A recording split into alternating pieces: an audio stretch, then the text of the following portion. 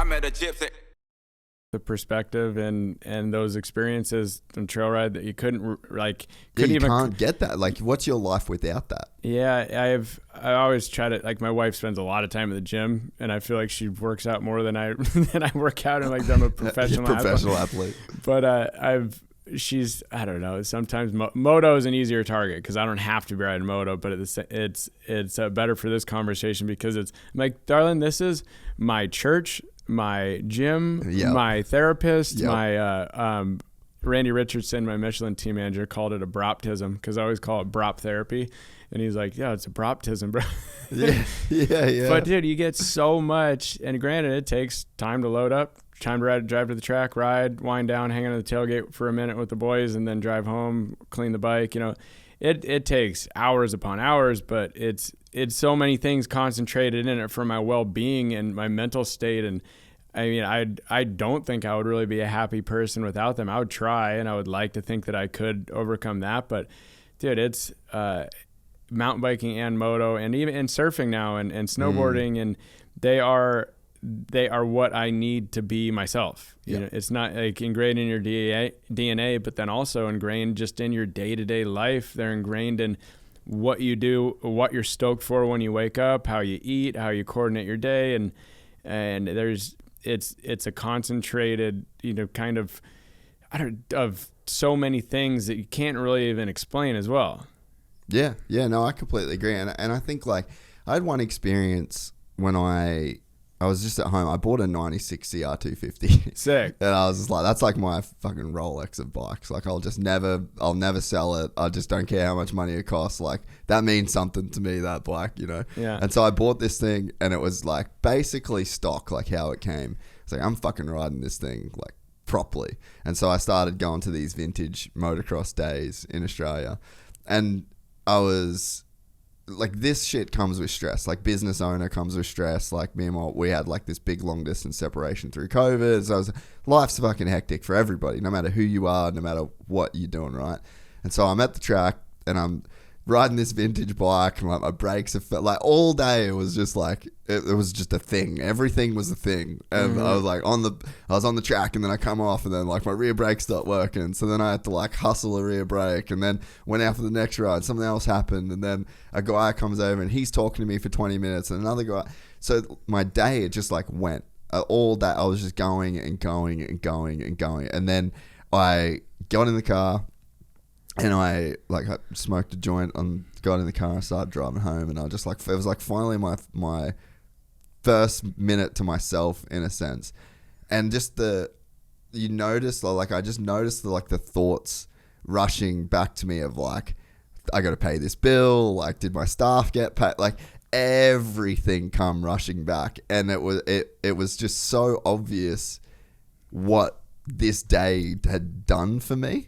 You know, like what you kind of got away from, like and then it made me just be like, whoa, boys, chill. Like, you got to stop. Like, I'm not ready right now to be derailed in this sense by my mind and all of these different thoughts and response. Like, yes, they're all there. Yes, I need to deal with those, but like, that's our natural. Like, if I didn't have moto, like, that's what my brain would have been doing to me before I got to the track, and probably paralyzing you from even being able to do make all those decisions. Things. Yeah, dude, that I love the whole feeling of how okay you are with foregoing all the other day-to-day tasks and duties and a long to-do list when you do decide to go ride, or you like just get out and do it.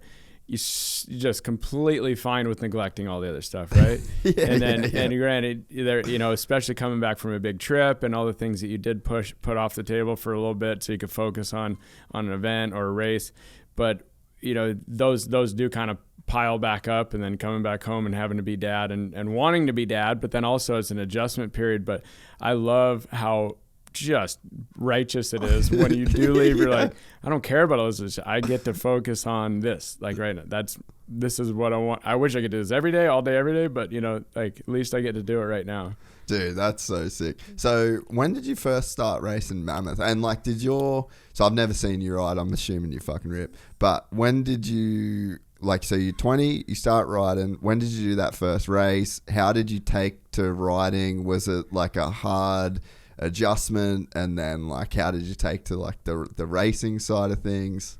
Dude, I got I don't know why, because I've never liked Yamaha since. I never had a tie to them, but I guess it was '06, so I got an '06 YZ250F. Pretty good bike though. Pretty good bike. They're just, even for a novice level, like I needed, I should have got the suspension done right away. Didn't know about that. Didn't know how to even just get it resprung. And dude, when you're not that good at riding moto and you come up short or go long on a jump, now you wouldn't even think about it. You don't even care.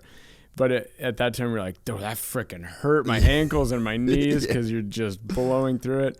But it's a good bike. It was still like I didn't have anyone to teach me. I had a friend that lived with me, more of my brother's friend, and he rode moto most of his life, but like really, amateur lower just like level. a club dude. Yeah, he did a couple races when he was younger. So I didn't have anyone to teach me good body mechanics. And when you're tired on a moto, you start developing bad habits, even though I know on a bike, and it's almost the same thing. I think the biggest differences are just leaning back on jumps versus leaning forward on jumps because you have the throttle but it's squeezing with your knees because you can't really do that on a bike, or squeezing with your ankles, which actually you kind of sometimes do on a mountain bike. But it didn't translate as much as I would have hoped. But then as I did Hangtown one year, they had this, God, what did they call it? The year before I did it was actually the halftime show for the Hangtown National in between Moto 1 and Moto 2. And like Palmer and Victor Sheldon and all these other dudes and all these, there was the action sports class. They had a cool name for it, but Aaron Cook was organizing it, and I sucked, dude. Like I couldn't put together a full. I think we did a fair amount of laps, so probably 15-20 minute moto and Hangtown gets really rutted, which is the hardest thing that I'm not used to. Well, that's the big thing on mountain bikes is like you don't really get ruts in the same way. No, and you don't want to ride the cushion on a corner. That's where you're slow. And you're gonna just wash the front of it. You don't have the throttle to push through. The tires aren't as wide enough, so it's totally counterintuitive for me. And I sucked, but I loved it. Like I was so friggin' tired and beat and whooped, and I didn't do that well. Beat a few guys obviously, but it took longer than I thought it would. But I loved it so damn much, and I idolized all these dudes, and I wanted to race moto. So then you just, I don't know, you get better, and I actually started getting better at freestyle before racing because Adam Jones, Dustin Miller, Mike Mason, all those dudes. And so are you from up north, California? I'm from Carson City, Nevada. Okay. So that's where Dustin Miller and Mike Mason and them are all from, and Adam Jones moved there to live with them. So we'd go, like, Paul Bass and I would actually like pedal off of one of the 75-foot kicker ramps, like start up there on bikes and pedal into the foam pit because we didn't have any foam pits there. But then somewhere along the line, I bought actually I jumped a 75-foot ramp on that shit box with stock suspension. And Adam's like, I've never seen anyone hit it on a stock 250F. I think just follow me and grease it. And he's like, dude, you should probably have a freestyle bike. So then I bought one of his 07, is actually his X Games winning bike. No shit. CR250? Yeah. And they didn't like doing too much to the motors because when they travel, they don't want to have to do all that to it. Yeah. But it had freestyle suspension, and I remember landing dead flat on a 75 ramp and casing it and being totally fine and doing some seat grabs and stuff. But I don't know, shortly after that, I got a Honda 450 and just kind of life changing and was trying to race as many motor races as I could fit into the schedule, because at that time I was doing way more slopestyle contests, going to Europe a bunch and a lot of traveling, and then we have cold winters, so you can ride in the winter, but it's not quite as good. We don't have tons of moto tracks, but any chance I'd get, trying to go race moto, and met Brian Culper, who was there with Palmer at the race I broke my leg at, and we're super good friends at, and we have super good friends now, and we're like building like doing renos and flips and stuff in Tahoe. So developed a cool relationship for something else, like a side hustle with him through that. Oh, sick. Yeah, like the moto community has been like, I don't know, it's a special place. Like so many good friends that you wouldn't have never came across.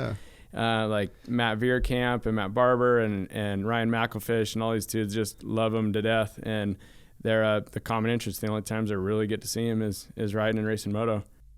We're excited to announce the launch of our new membership site, gypsytales.com, packed with exclusive content and perks that you won't find anywhere else. This is your chance to become a part of the Gypsy Gang.